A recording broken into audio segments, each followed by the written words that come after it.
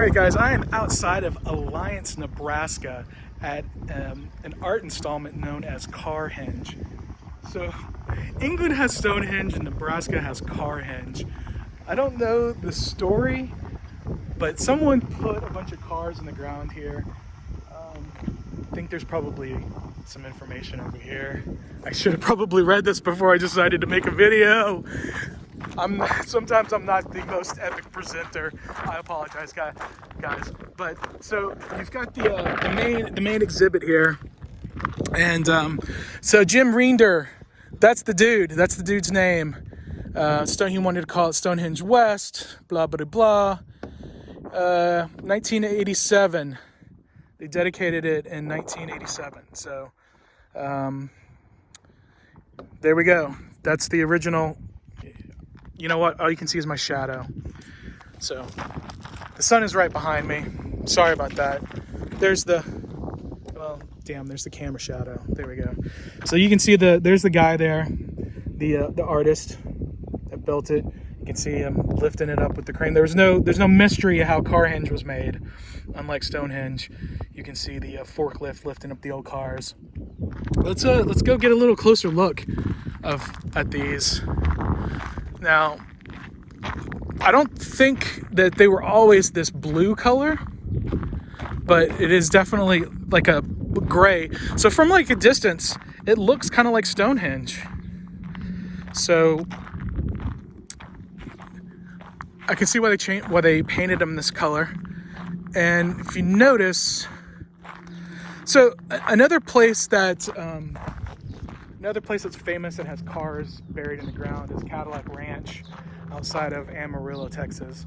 I have been there. I have written graffiti on the cars there. That's kind of what you do. I don't know if you saw, I'm not sure if I showed the sign when you walk in. It says, "Do not graffiti the cars."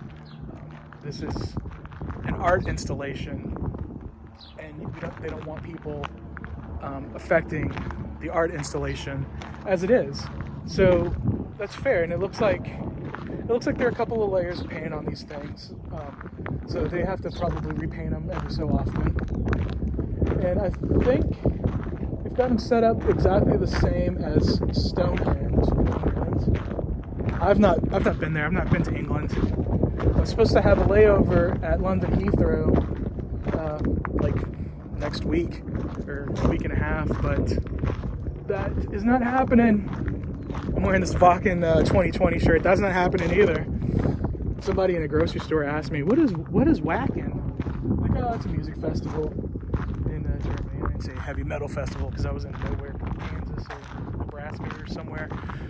When you're driving all day, sometimes you lose track. But so it's not just the Carhenge. It's an overall art car park. There's some birds. There's some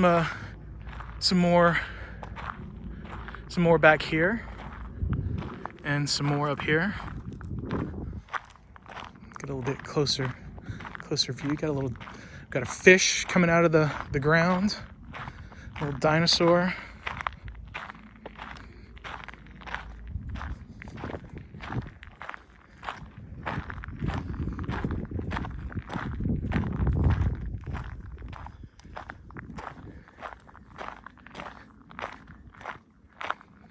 All you need is love. What a beautiful message. Very cool place.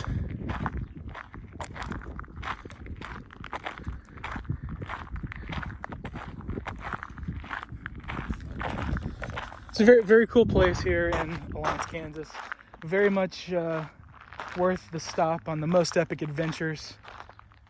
I don't know when you'll ever be in this area, but if you're watching on YouTube later and you see this because you're looking up places to see when you're in this area, turn this this way. It's free. They do have a gift shop inside, and the gifts are affordable. They're very cheap. I spent like $6 on just a few things, so it's worth stopping if you're in western Nebraska. And somebody might be like, why would I ever go to western Nebraska? I didn't think I would ever be in Western Nebraska either, but here I am, and I'm glad I am. It's a beautiful day. Got to see some beautiful things. And yeah, oh yeah, I met some beautiful people that are driving a beautiful vehicle.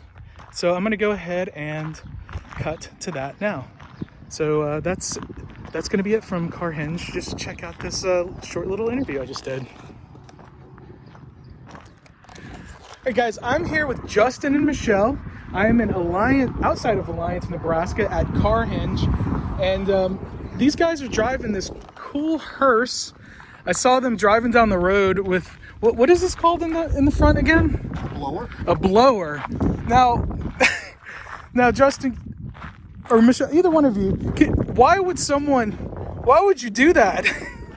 Well, honestly, it was because I bought the hearse because after I got divorced, it was my way of like just doing what I wanted to do. It's like I can do anything I want. Yeah. No one can tell me no.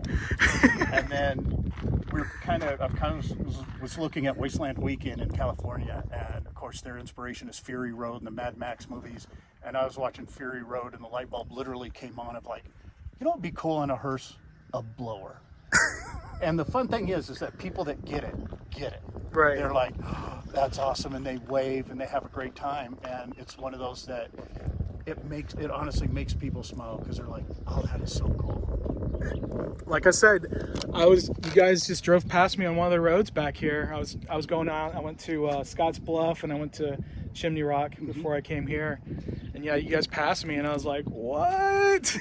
And I came here and then I met you guys. So it was pretty cool. I just felt like I had to talk to you and ask you what the story is. And now we know. Yeah. And what do you think of it? Well, we were dating when he first got the hearse. And he thought that he was going to try to get rid of me. So he was like, hey, I bought this hearse in Minnesota. And he goes, you want to go get it? I'm like, sure. So I lined up, a couple places to stay with family, and one in Sioux Falls and then one in Minneapolis. And he's like, now after a while, I'm like, how did you know that I was the one? He goes, when you said that, let's go get it. Because he's like, I thought that I was going to scare you away when I told you I bought one. Instead, you encouraged me to go get it and found us places to stay. So nice. That's true romance if I've ever heard it. Well, thanks a lot, guys. Thank you. Wow, this is okay. Action.